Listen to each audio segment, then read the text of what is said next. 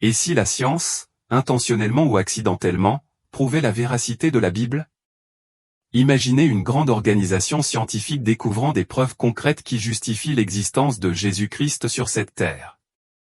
Lorsque vous effectuez une recherche en ligne, vous trouverez des discussions de podcasteurs et de commentateurs populaires, tels que Joe Rogan, débattant de la réalité de Jésus et de l'authenticité de la Bible. Comment savez-vous que Jésus est réel? Comment savez-vous qu'il est mort sur la croix et ressuscité? Comment savez-vous qu'il a même existé? Si quelqu'un vous posait ces questions, quelle serait votre réponse? Et si quelqu'un prétendait que vous ne pouvez pas le prouver scientifiquement? À cette affirmation, considérez le point de vue de Voddie Baucham. Pourquoi insistez-vous pour utiliser la méthode scientifique? Ne réalisez-vous pas que vous ne pouvez pas appliquer la méthode scientifique aux événements historiques? Votre insistance sur ce point montre une incompréhension fondamentale. La méthode scientifique exige que quelque chose soit observable, mesurable et répétable.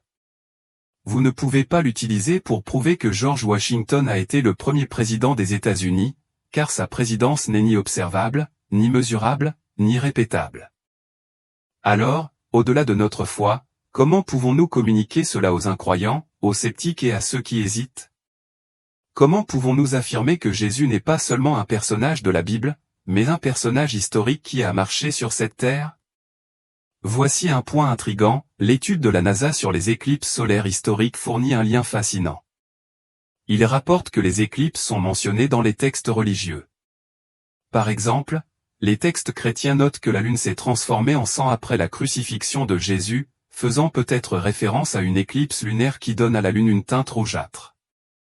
En utilisant ces preuves textuelles, les chercheurs ont identifié une date potentielle de la crucifixion au vendredi 3 avril 33 de notre ère, car une éclipse lunaire s'est produite ce jour-là.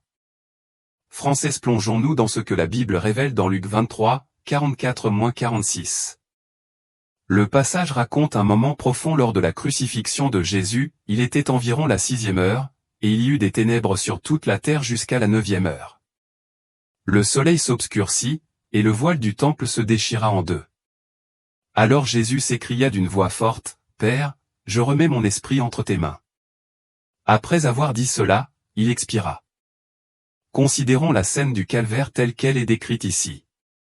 À la 6e heure, une obscurité extraordinaire enveloppa toute la terre, jusqu'à la 9e heure. Cette obscurité est décrite dans diverses traductions comme le soleil s'obscurcissant, cessant de briller, ou la lumière du soleil s'éteignant. Imaginez l'atmosphère à ce moment-là, Jésus, le Fils de Dieu, est cloué sur une croix. La scène est remplie de spectateurs, certains chefs religieux se moquent de lui et se moquent de lui, des soldats le ridiculisent et la foule se moque, il a sauvé les autres, qu'il se sauve lui-même s'il est le Messie, l'élu. Alors que Jésus s'approche de la mort, une obscurité inquiétante recouvre le pays, que beaucoup interprètent comme une éclipse solaire. Ce phénomène céleste coïncide avec les dernières paroles de Jésus, « Père, entre tes mains je remets mon esprit. » Avec cette déclaration, il rend son dernier souffle. Dans son célèbre sermon, « Pourquoi je crois à la Bible ?», Voddie Baucham offre une défense convaincante de l'authenticité de la Bible. Il soutient, « Je choisis de croire la Bible parce qu'elle est un recueil fiable de documents historiques, rédigés par des témoins oculaires pendant la vie d'autres témoins oculaires. Ces documents rapportent des événements surnaturels qui se sont produits en accomplissement de prophéties spécifiques et affirment que leurs écrits sont d'origine divine et non humaine. » L'argument de Baucham souligne la crédibilité de la Bible en tant que document historique et prophétique, affirmant que ces récits sont enracinés dans des événements réels, dont on a été témoin, et dans la révélation divine. Réaffirmons la vérité de la Bible et son pouvoir transformateur. La Bible est bien réelle et sans erreur. Si vous acceptez la parole de Dieu avec foi, vous découvrirez sa nature vivante et puissante. Comme le dit l'Écriture, elle est plus tranchante que l'épée à double tranchant la plus acérée, pénétrant entre l'âme et l'esprit, entre les jointures et la moelle. Elle révèle nos pensées et nos désirs les plus profonds, mettant à nu l'essence même de qui nous sommes. Considérez les idées de Dietrich Bonhoeffer, un théologien et pasteur allemand distingué des années 1930 et 1940. Les écrits de Bonhoeffer continuent d'influencer les érudits chrétiens d'aujourd'hui. Il parlait avec ferveur du concept de « grâce bon marché », une grâce qui pardonne le péché sans exiger de transformation. Selon Bonhoeffer, cette forme de grâce n'est pas du tout une véritable grâce, mais une version diluée de l'Évangile. Ce dont nous avons besoin, c'est du véritable Évangile, qui non seulement offre le pardon, mais transforme aussi nos cœurs pécheurs. Éphésiens 2, 8-9 affirme cette vérité, car c'est par la grâce que vous êtes sauvés, par le moyen de la foi. Et cela ne vient pas de vous, c'est le don de Dieu. Ce n'est pas le fruit des œuvres, afin que personne ne se glorifie. Notre salut n'est pas quelque chose que nous pouvons gagner ou atteindre par nos propres efforts. Aucun effort personnel ne peut garantir notre salut. Il est uniquement le résultat de l'œuvre complète et parfaite de Dieu à travers le sacrifice du Christ sur la croix. Dans cette optique, nous ne pouvons pas nous vanter de notre propre force ou de notre propre justice. Le salut est un don divin, obtenu uniquement par la grâce offerte à la croix. C'est par le sacrifice du Christ que nous sommes sauvés, et c'est cette grâce qui nous transforme vraiment. Si notre salut est entièrement par la grâce de Dieu, il s'accompagne également d'une profonde transformation connue sous le nom de renaissance. Dans Jean 3, Jésus parle de cette nouvelle naissance, faisant référence à la promesse trouvée dans Ézéchiel 36, 25-27, « Je répandrai sur vous une eau pure, et vous serez purifiés de toutes vos impuretés, et de toutes vos idoles. Je vous donnerai un cœur nouveau, et je mettrai en vous un esprit nouveau. J'ôterai de votre chair le cœur de pierre, et je vous donnerai un cœur de chair. Je mettrai mon esprit en vous, et je ferai en sorte que vous suiviez mes lois et que vous observiez et observiez mes ordonnances. » Ce passage met en lumière le pouvoir transformateur du salut. Lorsque nous sommes sauvés, Dieu remplace notre vieux cœur souillé par le péché par un nouveau. Notre cœur ancien, endurci par le péché, est mis de côté et, à sa place, Dieu nous donne un cœur tendre et réceptif à son contact. Ce nouveau cœur est façonné et modelé par le Seigneur, ce qui nous permet de refléter plus pleinement son caractère. Par la puissance du Saint-Esprit, nous sommes progressivement transformés pour ressembler davantage à Dieu. L'acceptation de Jésus dans notre vie déclenche un processus connu sous le nom de sanctification, la libération progressive de l'emprise du péché. La transformation que nous subissons nous équipe d'une nouvelle force pour résister au péché qui nous contrôlait autrefois. Nous gagnons le pouvoir de surmonter les pulsions pécheresses et de vivre en accord avec la volonté de Dieu. L'Évangile ne se contente pas de nous sauver et de nous promettre le ciel, c'est le moyen par lequel Dieu œuvre pour changer nos cœurs. Prenez une pierre. Si vous la prenez et la pressez de toutes vos forces, vous constaterez qu'elle reste inchangée. Sa dureté la rend insensible à toute altération. C'est analogue à notre cœur avant que nous rencontrions Jésus et que nous subissions le processus de renaissance. Cependant, après avoir rencontré Jésus, nous recevons un cœur nouveau, un cœur doux et malléable, capable d'être remodelé. Dieu nous appelle à être transformés et modelés par l'Évangile. Avec notre nouveau cœur, nous sommes habilités à subir un changement profond, à embrasser une vie qui est continuellement remodelée par sa grâce. Le véritable Évangile de Jésus-Christ est transformateur et stimulant. Il va au-delà du simple pardon, il nous confronte et nous convainc, nous conduisant à un véritable changement dans nos habitudes pécheresses et nous incitant à une repentance sincère. L'Évangile n'offre pas le pardon tout en nous permettant de continuer à vivre comme nous le faisions auparavant. Ce serait la « grâce bon marché », contre laquelle Dietrich Bonhoeffer nous a mis en garde, une grâce qui pardonne mais n'exige aucun changement réel dans nos vies. La grâce authentique nous enseigne à nous détourner du péché, à faire des sacrifices, à embrasser l'humilité et à aimer les autres comme nous-mêmes. Elle nous appelle à un niveau plus élevé, rejetant tout message qui ne fait qu'édulcorer la vérité. L'évangile de la « grâce bon marché » parle de miséricorde et de grâce, mais néglige l'appel crucial à la repentance. Il peut parler de bénédiction et de prospérité, mais ne parvient pas à nous mettre au défi d'aimer notre prochain ou de faire des sacrifices. Ce message déformé suggère que devenir chrétien mènera à une vie facile, mais le véritable évangile enseigne que suivre Jésus apporte souvent des épreuves et des difficultés. Néanmoins, le Seigneur promet la délivrance de toutes nos afflictions. l'une des raisons pour lesquelles certains prédicateurs préfèrent l'évangile édulcoré est leur crainte que l'appel à la repentance du véritable évangile puisse offenser ou éloigner les gens de Jésus. Bien que cette approche puisse garder les auditeurs à l'aise et satisfaits à court terme, elle ne parvient pas à aborder le cœur du problème. Le véritable évangile a le pouvoir de pénétrer même les cœurs les plus durs. En évitant l'appel à la repentance et en nous concentrant uniquement sur la miséricorde et la grâce, nous diminuons le pouvoir transformateur de l'Évangile. Il est de loin préférable de confronter les gens avec l'Évangile dans son intégralité maintenant, même si cela les offense, plutôt que de découvrir plus tard qu'ils n'ont jamais reçu le message complet et qu'ils pourraient s'éloigner de Dieu. Les enseignements de Jésus dans Luc 9 offrent une clarté profonde sur ce que signifie le suivre. Luc 9h23 déclare, « Puis il dit à tous, si quelqu'un veut venir après moi, qu'il renonce à lui-même, et qu'il se charge chaque jour de sa croix. » Cet appel est une directive pour donner la priorité à la volonté de Jésus sur la nôtre, en embrassant une vie d'abnégation et d'engagement quotidien. Jésus explique plus loin, « Car celui qui veut sauver sa vie la perdra, mais celui qui perd sa vie à cause de moi la sauvera. Que sert-il à un homme de gagner le monde entier, s'il se perd ou se perd lui-même » Cette déclaration profonde souligne que la poursuite du succès mondain ou du gain matériel ne signifie rien en comparaison de la valeur éternelle de suivre Jésus. Même si nous devions acquérir toutes les richesses et le pouvoir que le monde a à offrir, cela n'aurait aucun sens si nous perdions notre âme dans le processus. Le véritable accomplissement et le salut ne viennent pas des réalisations terrestres, mais de la vie en accord avec les enseignements de Jésus et de l'investissement dans son royaume. En tant que disciples de Jésus, nous devons rejeter l'évangile dilué et édulcoré que beaucoup présentent aujourd'hui. Au lieu de cela, nous devons nous accrocher à l'évangile authentique qui nous sauve véritablement du péché et transforme nos vies. La Bible renforce cela dans Jacques 1h22, mettez en pratique la parole, et ne vous bornez pas à l'écouter, en vous trompant vous-même par de faux raisonnements. Ce passage nous exhorte à être des praticiens actifs de la parole de Dieu, et non pas de simples auditeurs passifs. Il nous appelle à incarner les principes, les instructions et les commandements de Dieu dans notre vie quotidienne.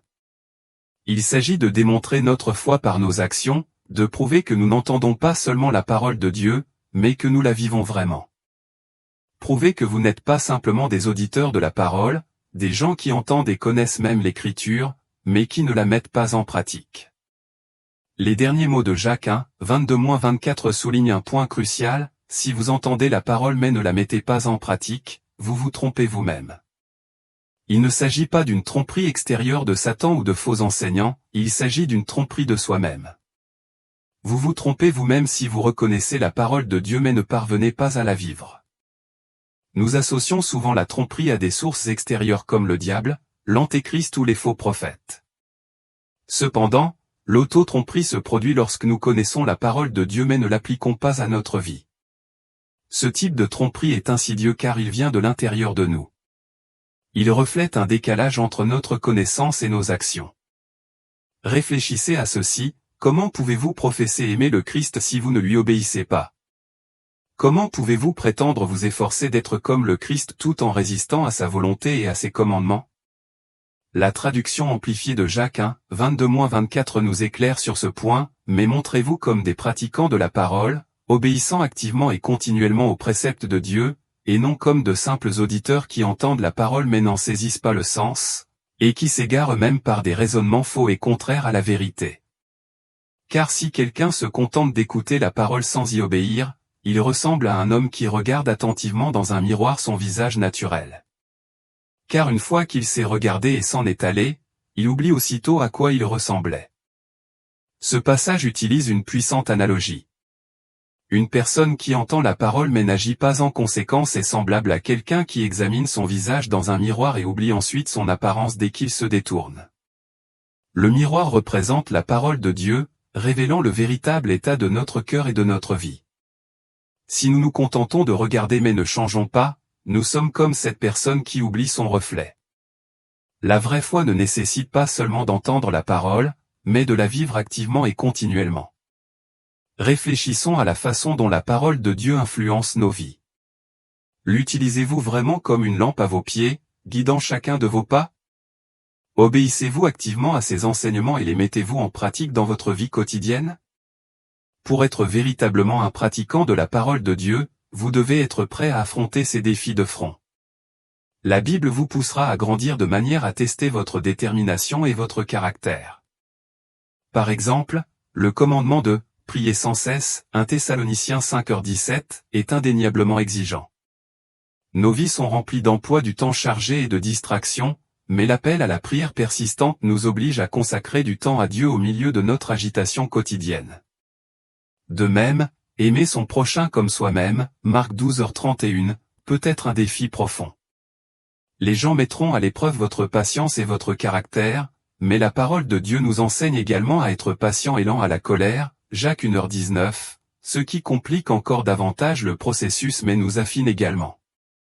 Si vous ne vous sentez pas interpellé par les Écritures, vous vous engagez peut-être de manière sélective uniquement dans les promesses réconfortantes et ignorez les aspects plus exigeants qui façonnent votre caractère.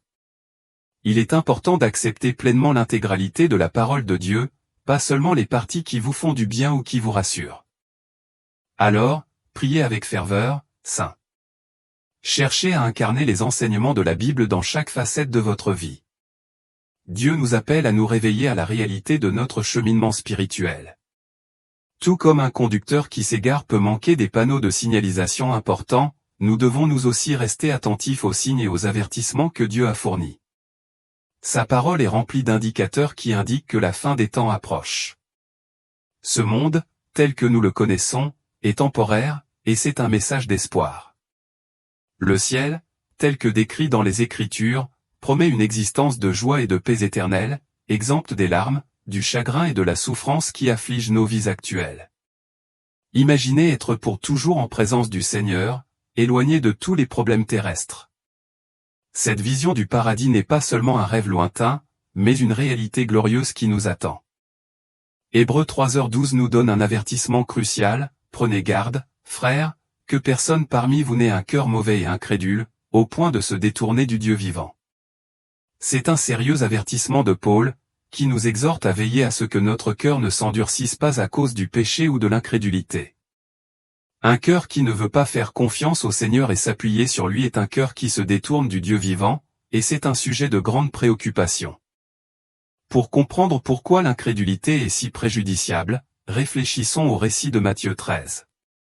Lorsque Jésus visita sa ville natale et commença à enseigner dans la synagogue, le verset 58 nous dit, « Or, il ne fit pas beaucoup de miracles dans cette ville, à cause de leur incrédulité. » Ce verset est frappant, malgré sa présence et ses enseignements, Jésus a accompli très peu de miracles en raison de l'incrédulité généralisée parmi le peuple.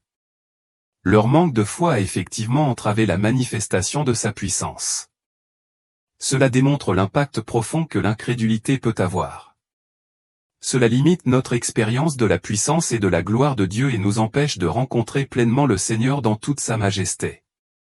Lorsque nous nourrissons un cœur incrédule, nous nions essentiellement la grandeur et la capacité de Dieu.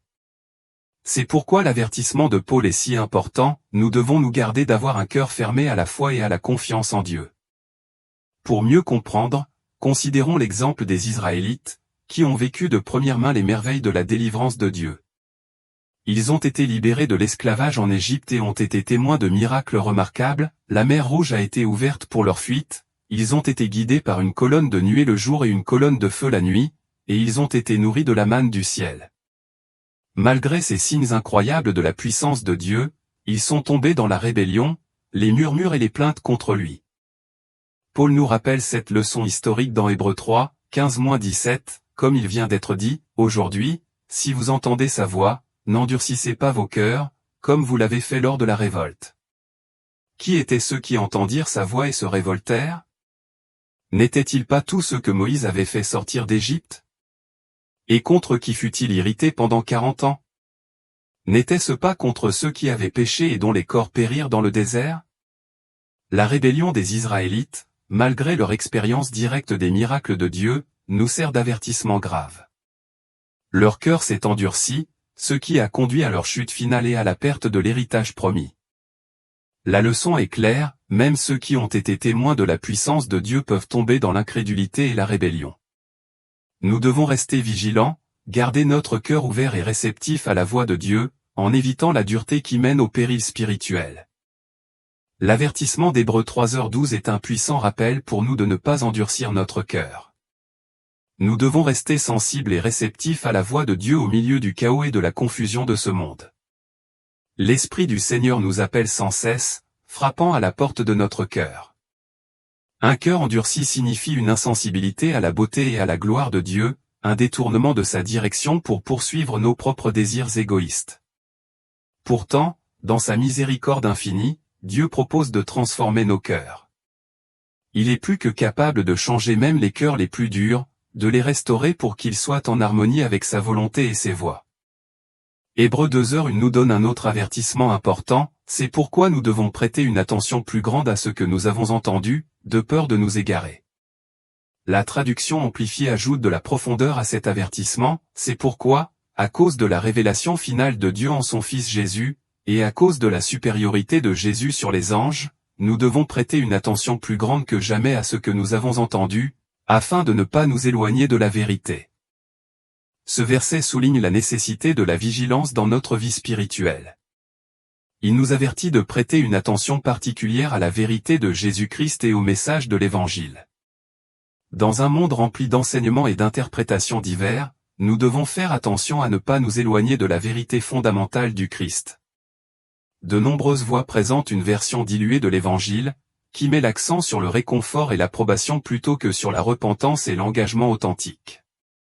Un tel message peut sembler attrayant et procurer une satisfaction momentanée, mais il manque du pouvoir transformateur et du défi qu'offre le véritable Évangile. Le véritable Évangile nous appelle à un niveau plus élevé, exigeant la repentance, l'abnégation et un engagement à vivre selon la volonté de Dieu. Il ne s'agit pas d'apaiser notre conscience ou de nous faire sentir bien, il s'agit de façonner notre vie en accord avec la vérité de Jésus-Christ. Par conséquent, nous devons nous efforcer de nous en tenir fermement à l'Évangile authentique et de ne pas nous laisser influencer par des enseignements qui offrent une version moins exigeante ou plus acceptable de la foi. En restant ancrés dans la vérité et en lui permettant de façonner notre vie, nous nous protégeons de la dérive et de la perte de la profonde transformation que seul le véritable Évangile peut apporter. Nous devons être vigilants dans notre foi, en veillant à ne pas nous éloigner du véritable message de l'Évangile. Le véritable Évangile de Jésus-Christ n'est pas un message confortable et édulcoré, mais un message qui nous interpelle et nous convainc profondément. Il appelle à une transformation dans nos vies, nous poussant à nous détourner du péché et à embrasser une véritable repentance. En tant que croyants, nous sommes appelés à répondre à ce défi en nous repentant et en nous détournant de nos voies pécheresses. La Bible nous exhorte dans Apocalypse 3, 2-3, « Réveille-toi, affermis le reste qui meurt, car j'ai trouvé tes œuvres inachevées devant mon Dieu. Souviens-toi donc de ce que tu as reçu et entendu, retiens-le et repens-toi. Mais si tu ne te réveilles pas, je viendrai comme un voleur, et tu ne sauras pas à quelle heure je viendrai à toi. » Ces versets nous rappellent l'urgence de rester vigilants et fidèles, de garder notre vie spirituelle sous contrôle et de nous efforcer continuellement de vivre selon les commandements de Dieu. L'appel est clair, nous devons nous réveiller, fortifier ce qui reste de notre foi et rester fermes dans les vérités qui nous ont été données. Pour ceux qui cherchent une perspective plus claire sur ce qui est à venir et pourquoi il est crucial de rester concentré sur les questions éternelles, Daniel 12 offre des idées profondes. Ce chapitre décrit de manière vivante la fin des temps et fournit des raisons convaincantes de rester concentré sur les choses d'en haut plutôt que de se laisser distraire par des préoccupations terrestres. Selon la traduction amplifiée de Daniel 12, 1-3. Or, à la fin des temps, se lèvera Michel, le grand prince angélique qui veille sur les enfants de ton peuple. Il y aura des temps de détresse tels qu'il n'y en a jamais eu depuis que les nations existent jusqu'à ce moment-là. Mais à ce moment-là, ton peuple, tous ceux qui seront trouvés inscrits dans le livre de vie, seront délivrés. Beaucoup de ceux qui dorment dans la poussière de la terre se réveilleront et ressusciteront, ceux-ci pour la vie éternelle, mais certains pour la honte et le mépris éternel. Ceux qui sont spirituellement sages brilleront comme l'éclat de l'étendue du ciel, et ceux qui conduisent beaucoup à la justice brilleront comme les étoiles pour toujours et à jamais. Ce passage nous offre une vision puissante du résultat final pour ceux qui restent fermes dans leur foi. Il met en évidence la grande détresse qui précédera la fin des temps, mais nous assure également de la délivrance et de la résurrection de ceux dont les noms sont inscrits dans le livre de vie. Il promet que les sages spirituels et ceux qui conduisent les autres à la justice brilleront de mille feux, reflétant la gloire de Dieu pour l'éternité. Daniel 12 nous rappelle avec force l'importance de notre cheminement spirituel et la récompense ultime pour ceux qui restent fidèles. Il nous encourage à vivre en nous concentrant sur les valeurs éternelles, en comprenant que nos actions ont un impact durable à la fois maintenant et dans la vie à venir. Ce chapitre souligne l'importance d'aligner nos vies sur la volonté de Dieu, de nous accrocher à ses promesses et de veiller à ne pas nous laisser influencer par les distractions passagères de ce monde. Ma principale demande de prière au Seigneur n'est pas simplement que mon nom soit inscrit dans le livre de vie, bien que cela soit indéniablement important pour moi. Il ne s'agit pas non plus de chercher refuge contre la détresse sans précédent décrite dans Daniel 12:1. Mon appel principal est plutôt celui-ci: Seigneur, garde-moi vigilant et spirituellement alerte. Ouvre mes yeux et mes oreilles pour que je ne passe pas à côté des signes que tu nous donnes à nous tes enfants. Pourquoi est-ce là mon objectif principal? La réponse se trouve dans la promesse trouvée dans Actes 2h17, dans les derniers jours, Dieu le déclare, je répandrai de mon esprit sur toute chair, vos fils et vos filles prophétiseront, vos jeunes gens auront des visions, et vos vieillards auront des songes. La perspective de passer à côté de cette effusion divine est alarmante. L'idée qu'un croyant néglige l'œuvre abondante et transformatrice du Saint-Esprit en ces temps critiques est en effet une grave préoccupation. Cette effusion de l'Esprit de Dieu est un signe profond des temps, qui signifie sa présence active et son implication dans nos vies. Il est crucial pour nous de participer à ce réveil spirituel, de faire l'expérience de la plénitude de ce que Dieu fait dans ces derniers jours. Je prie sincèrement, Seigneur, fais que je ne rate pas cette magnifique effusion de ton Esprit. Fais que je sois pleinement engagé, pleinement réceptif et pleinement transformé par ta divine présence. En ces derniers jours, de nombreux signes indiquent que la fin approche, la décadence morale, l'agitation croissante entre les nations et l'infidélité généralisée. Bien que ces signes soient importants, je reste concentré sur le signe le plus vital, l'effusion du Saint-Esprit. Je veux être un bénéficiaire de cette effusion, un participant actif au renouveau que Dieu a promis. Si nous ne sommes pas vigilants et priants, le jour du Seigneur viendra sur nous de manière inattendue, comme un voleur dans la nuit. Comme nous l'assure Jean 14, 2-3, il y a plusieurs demeures dans la maison de mon Père. Si cela n'était pas, vous aurais-je dit que je vais vous préparer une place?